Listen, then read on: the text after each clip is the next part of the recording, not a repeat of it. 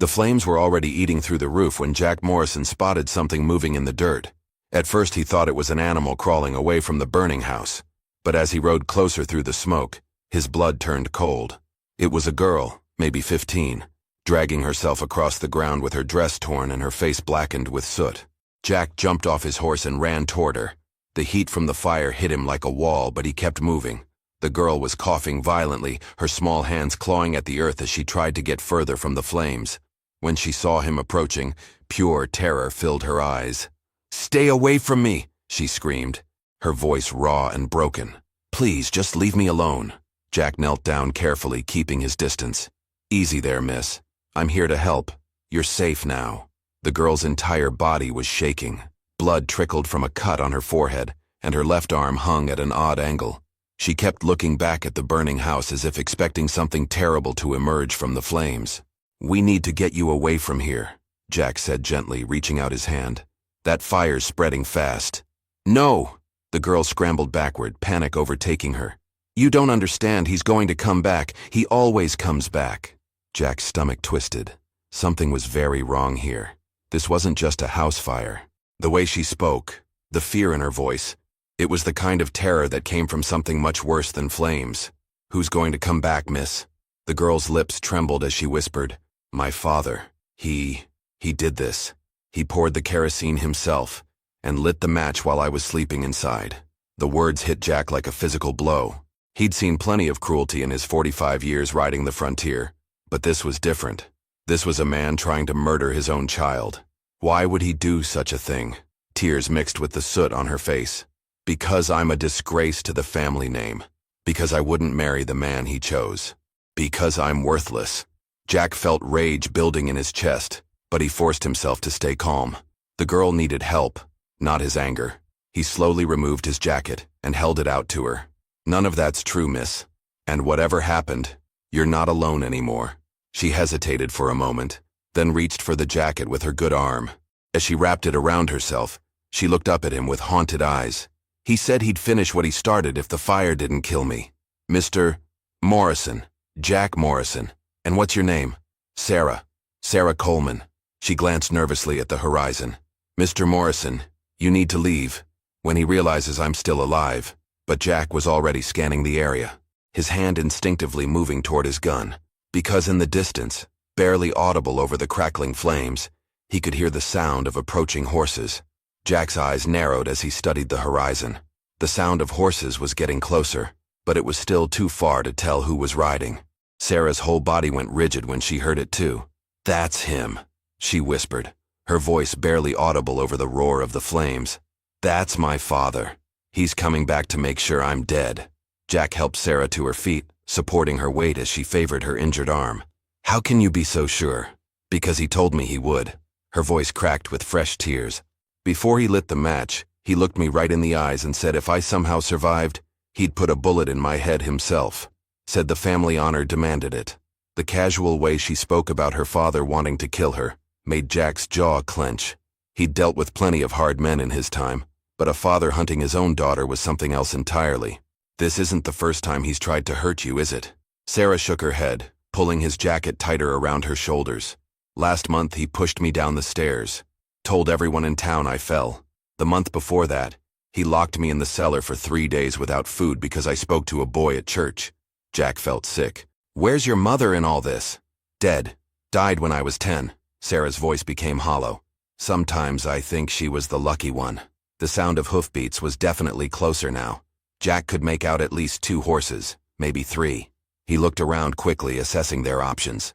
The house was completely engulfed now, and they were out in the open with nowhere to hide. "Sarah, I need you to listen to me carefully. Can you ride?" She nodded, though her face was pale with pain. "With this arm, I don't know how well, but I can try." "Good. I'm going to put you on my horse, and you're going to ride toward town as fast as you can. Tell Sheriff Watson what happened here." "What about you?" Jack checked his revolver, making sure all 6 chambers were loaded. "I'm going to have a conversation with your father." "No!" Sarah grabbed his arm with her good hand. "You don't understand what kind of man he is. He's not just cruel, he's completely insane. Last year he beat a ranch hand nearly to death because the man looked at me wrong. He'll kill you without thinking twice about it." Maybe, but I can't just let him ride up here and finish what he started. Sarah's eyes filled with desperate tears. Please, Mr. Morrison, just take me away from here. We can both ride out together. You don't owe me anything. Jack looked down at this broken girl who was begging him to save himself instead of protecting her. It reminded him of someone else, long ago. Someone he'd failed to protect when it mattered most. I'm not running, Sarah, and neither are you, either. Not anymore. The hoofbeats were close enough now that they could hear voices carrying on the wind. Angry voices. Male voices planning violence. Besides, Jack said, helping Sarah toward his horse, a man who'd burn his own daughter alive isn't the kind of man who stops hunting just because his prey got away once. Sarah's face went white as she realized the truth in his words. He'll never stop, will he? Even if I run to the ends of the earth, he'll keep coming. Not if I have anything to say about it. But as Jack lifted Sarah onto his horse, they both heard something that made their blood freeze. It wasn't just her father's voice echoing across the prairie. There were at least 3 men with him, and they were close enough now that their words were becoming clear. Spread out and search everywhere. If that little witch is still breathing, I want her found. The voice that carried across the prairie made Sarah's entire body start trembling again. Jack had heard plenty of dangerous men in his time, but there was something different about this one. Something cold and calculated that went beyond normal anger. That's him, Sarah whispered, her knuckles white as she gripped the saddle horn. That's my father. Jack positioned himself between Sarah and the approaching riders, his hand resting on his gun. Through the smoke and heat waves from the burning house, he could make out 4 silhouettes on horseback, moving methodically across the landscape like hunters tracking wounded prey. Sarah, I need to know something. Has he done this before? Tried to kill you like this? She nodded, tears streaming down her soot-stained face. Not fire, but other ways. 2 years ago, he pushed me off the barn roof and told everyone I fell while cleaning gutters. Last winter, he locked me outside during a blizzard for an entire night. Said if I froze to death, it would teach me a lesson about obedience. Jack's stomach churned. This wasn't just an angry father having a bad moment. This was systematic, calculated abuse that had been building for years. Why tonight? What changed? I told him I wouldn't marry Edgar Whitman. Sarah's voice dropped to barely a whisper. Edgar's 63 years old and already buried 2 wives. But his ranch borders ours and father wants the land. When I refused, he said I was defying God's will and the family honor. So he decided to kill you. He said a dead daughter was better than a disobedient one. That at least a dead daughter couldn't bring more shame to the Coleman name. The riders were close enough now that Jack could see them clearly. The man in front was tall and lean, with gray hair and eyes that seemed to hold no warmth at all. Even from a distance, Jack could see the family resemblance between him and Sarah. The other 3 men looked like hired guns, the kind of rough characters who'd do anything for the right price. Mr. Morrison, Sarah said urgently, those men with him aren't from around here. Father's been hiring drifters and outlaws for months now, says he needs extra protection for the ranch, but I think he's been planning this for a long time. Jack studied the approaching group more carefully. The 3 men flanking Sarah's father all wore their guns low and ready. These weren't ranch hands or neighbors helping with a family emergency.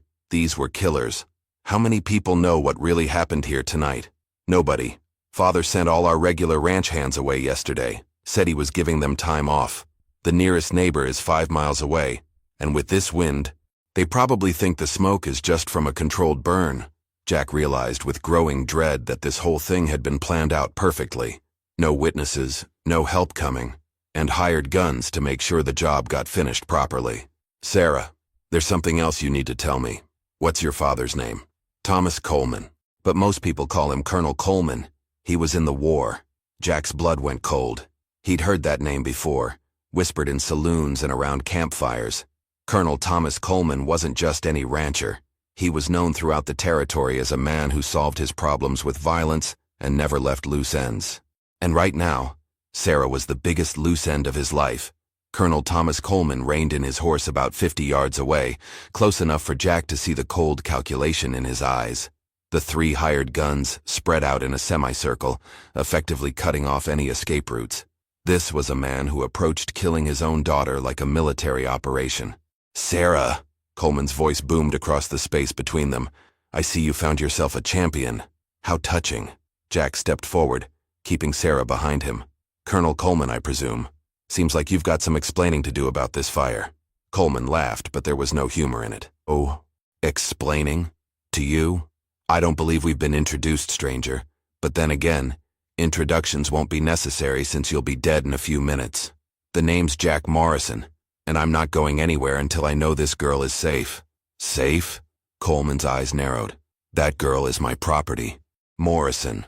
My blood. My responsibility. And my burden to deal with. You have no business interfering in family matters.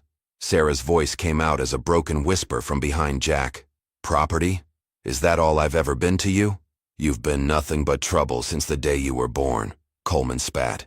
Your mother died bringing you into this world, and you've been a curse on this family ever since. Tonight, I finally do what I should have done 15 years ago. Jack had seen plenty of evil in his time, but the casual way this man talked about murdering his own child made his trigger finger itch. You're talking about killing a 15-year-old girl because she won't marry some old man. I'm talking about preserving family honor, Coleman replied. Something a drifter like you wouldn't understand. The Coleman name means something in this territory. I won't have it dragged through the mud by a disobedient daughter who thinks she can make her own choices. One of the hired guns, a scarred man with dead eyes, leaned forward in his saddle. Colonel, we doing this or not? Sun's getting low and I want to be paid and gone before anyone comes looking. Coleman raised his hand. Patience, Burke. I want to make something clear to Mr. Morrison here before we proceed. Sarah, tell him what happened to the last man who tried to help you.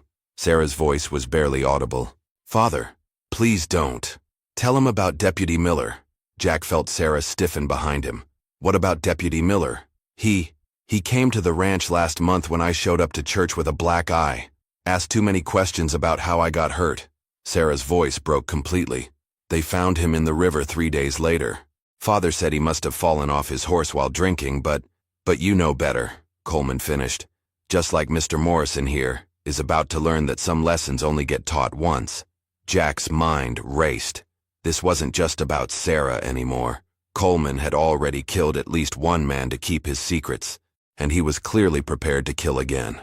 The 3 hired guns were professionals, probably faster with their guns than Jack was, but running meant leaving Sarah to die, and standing meant fighting impossible odds. Here's what's going to happen, Morrison, Coleman continued. You're going to walk away right now. Get on your horse and forget you ever saw any of this. In exchange, I'll make your death quick instead of slow. And if I refuse? Coleman's smile was colder than winter wind. Then I'll let Burke and his friends have some fun with you before they put you down. But either way, you're not leaving here alive. You've seen too much and you know too much. Jack realized with crystal clarity that this had been Coleman's plan all along. Kill Sarah, kill any witnesses, and make it all disappear. The man wasn't just insane. He was methodical about his insanity. But as Jack prepared to make his move, Coleman said something that stopped his blood cold. Oh, and Morrison. Sarah failed to mention that Burke here is the fastest gun in 3 territories. He's killed 17 men in fair fights, and twice that many in unfair ones. Burke's hand drifted toward his holster, and his dead eyes fixed on Jack with the patience of a predator. Jack stared at Burke's hand hovering over his gun and felt time slow down. 17 men in fair fights. The odds weren't just bad, they were impossible. But as he looked at Sarah's terrified face behind him, Jack realized something that changed everything. He wasn't fighting for himself anymore. You know what, Colonel? Jack said, his voice steady despite the adrenaline coursing through his veins. I've got a counter-proposal. Coleman raised an eyebrow. I'm listening. Let the girl go. Let her ride away, and I'll stay here and face Burke in a fair fight. Winner takes all. Sarah grabbed Jack's arm. No, you can't do this. You don't understand what kind of man Burke is. But Jack was studying Burke's eyes, looking for any weakness he could exploit. The gunfighter was good. That was obvious from his stance and the way he wore his gun. But there was something else there. Arrogance. Burke was so confident in his abilities that he wasn't taking Jack seriously. Coleman laughed. That's almost noble. Morrison, but you're missing the point. This isn't about fairness or honor. This is about eliminating problems. Sarah dies tonight regardless of what happens to you. Then why not make it interesting? Jack pressed. If I win, Sarah goes free. If Burke wins, you get what you want anyway. What do you have to lose? Nothing, Coleman admitted. Because Burke doesn't lose. Jack could feel Sarah trembling behind him, but he also sensed something else. She was trying to tell him something without speaking, using pressure on his arm. Short squeeze, long squeeze, short squeeze. She was trying to warn him about something, but he couldn't figure out what. "All right, Morrison," Coleman said. "I'll indulge this foolishness. Burke, show this cowboy why they call you the fastest gun in 3 territories." Burke dismounted slowly, his movements fluid and practiced. As he walked forward, Jack noticed something that made his stomach sink. The man wasn't just fast, he was ambidextrous. He wore guns on both hips, and both hands moved with equal precision. "You ever killed a man before, cowboy?" Burke asked, his voice like gravel. "A few. Well, you're about to join them." Jack positioned himself for the draw, his mind racing through every gunfight technique he'd learned in 25 years of frontier living. But as he prepared to make his move, Sarah suddenly stepped out from behind him. "Wait!" she called out. "Before you kill each other, there's something you all need to know." Coleman's face darkened. "Sarah, get back behind Morrison right now." "No, Father. I'm tired of being afraid. I'm tired of running. And I'm tired of watching good people die because of your madness." She turned to face Burke directly, her voice gaining strength despite her injuries. "Mr. Burke, my father hasn't told you the whole truth about why you're here." Burke's hand paused over his gun. "What are you talking about, girl? Tell him about the gold, Father. Tell him about the real reason you want me dead." Coleman's face went white with rage, but something else flickered in his eyes. Fear. "Sarah, you don't know what you're doing. I know exactly what I'm doing. For the first time in my life, I'm telling the truth." And with that, she revealed the secret that would change everything. If you're enjoying this story and want to see how Sarah's revelation changes everything, make sure to subscribe to our channel for more incredible true stories from the American frontier. "Before my mother died," Sarah continued, her voice growing stronger, "she told me where she hid the gold from Father's war crimes. $20,000 worth of gold coins stolen from Union supply wagons during the war." Burke's gun hand froze completely. $20,000 was more money than most men saw in a lifetime. Coleman's face went from white to purple with rage. "Sarah, you little fool! You have no idea what you've just done!" But Sarah wasn't finished. She hid it because she knew what kind of man Father really was. A murderer and a thief who used the war as an excuse to get rich. "The gold is buried under the old oak tree behind our house, the one that burned down tonight." Jack saw the exact moment when greed overtook loyalty in Burke's eyes. The gunfighter's gaze shifted from Jack to Coleman, and his whole stance changed. 20,000, you say?" Burke asked slowly. "And where exactly did you say this gold was buried?" "Burke," Coleman warned, his voice deadly quiet. "Remember who's paying you." "You're paying me $50 to kill a girl and a cowboy," Burke replied. "But she's talking about 20,000 in gold. My arithmetic says that's a much better deal." The other 2 hired guns exchanged glances, clearly thinking the same thing. Jack realized that Sarah had just turned Coleman's own men against him with one revelation. But the situation was still far from safe. "The problem is," Sarah continued, "Father's the only one who knows the exact spot. Mother gave me the general location, but she died before she could tell me the precise place. So you need him alive if you want that gold." Coleman's hand moved toward his gun. "You think you're clever, girl? All you've done is sign your death warrant and Morrison's too. Because now I have to kill all of you to keep that gold secret." But Burke was already moving, drawing his gun with lightning speed. Not on Jack, but on Coleman. "I don't think so, Colonel. See, I've got a new plan. We keep you alive long enough to dig up that gold, then we split it 4 ways. "4 ways?" one of the other gunmen asked. "Me, you 2, and the girl.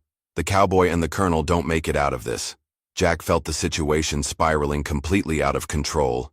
Burke had turned on Coleman, but that didn't make him an ally. If anything, it made him more dangerous because now he had real motivation to keep fighting. "There's just one problem with your plan, Burke," Jack said quietly. "Yeah? What's that?" "You're still planning to kill an innocent girl, and I can't let that happen." Burke's laugh was cold as winter wind. "You're going to stop me, cowboy? Even with the colonel's gun pointed at your back?" Jack realized with horror that Coleman had used the distraction to draw his own weapon, and was now aiming it directly at Jack's spine. He was caught between 2 guns with no way out. "Here's what's going to happen," Burke announced. "Morrison, you're going to drop your gun right now, or the colonel puts a bullet in your back. Then we're all going to take a little ride to dig up some gold." Jack's mind raced through his options, but they all led to the same conclusion. He was outnumbered, outgunned, and out of time. But as he started to reach for his gun to drop it, Sarah made a move that nobody expected. She grabbed the reins of Jack's horse and vaulted into the saddle despite her injured arm. "If you want that gold," she shouted, "you'll have to catch me first." And with that, she spurred the horse into a full gallop directly toward the burning house. Sarah's desperate gamble worked exactly as she'd planned. The moment she spurred Jack's horse toward the flames, every gun turned away from him and toward her. Burke, Coleman, and the other 2 gunmen all scrambled to mount their horses and give chase, shouting about the gold location dying with her. But Jack had been ready for this moment. The second their attention shifted, he drew his gun and put a bullet through Burke's shoulder, spinning the legendary gunfighter off his horse and into the dirt. The man might have been fast, but he'd made the mistake of underestimating a cornered cowboy with nothing left to lose. Coleman wheeled his horse around, his face twisted with rage. "You fool! She'll die in those flames and the gold location dies with her." "Maybe," Jack replied, keeping his gun trained on the colonel, "but at least she'll die free instead of murdered by her own father." The other 2 hired guns hesitated, caught between their fear of Coleman and their greed for the gold. That hesitation cost them everything. Jack put bullets in both their shoulders before they could decide which side to choose, sending them tumbling from their saddles. But Sarah hadn't ridden into the flames to die. She'd ridden around the back of the burning house, where the fire hadn't spread as heavily, and now she emerged from the smoke on the far side, still in the saddle but barely conscious from the heat and smoke inhalation. Coleman saw her first and spurred his horse toward her, his gun raised. "If I can't have that gold, nobody can, starting with you." Jack had 1 shot left in his revolver, and Coleman was too far away for a sure kill. But sometimes in life, you have to take the shot anyway, and trust that justice will guide your hand. The bullet caught Colonel Thomas Coleman's center mass, knocking him backward off his horse. He hit the ground hard and didn't get up. The man who'd terrorized his own daughter for 15 years was finally finished. Jack rode quickly to Sarah, who was slumping forward in the saddle. Her face was pale from smoke inhalation, but she was alive. More importantly, she was free. "The gold," she whispered as he helped her down from the horse. "It's real. Mother really did hide it. What do you want to do about it?" Sarah looked back at the burning house, then at her father's body lying motionless in the dirt. "I want to give it to the church in town. Mother always said stolen money brought nothing but suffering. Maybe it can do some good for once." Jack smiled. After everything she'd been through, Sarah's first thought was about helping others. That told him everything he needed to know about what kind of person she really was. As they rode toward town together, Sarah asked quietly, "Mr. Morrison, what happens to me now? I don't have any family left, and I don't have anywhere to go." Jack had been thinking about that same question. His ranch was small, but it was honest work and a peaceful life. And maybe, after years of living alone, it was time to have some family around again. "Well, Sarah, I've got a ranch that could use some help, and I could use some company. If you're interested in hard work and a fresh start, you're welcome to stay as long as you want." For the first time since he'd found her crawling from the flames, Sarah smiled.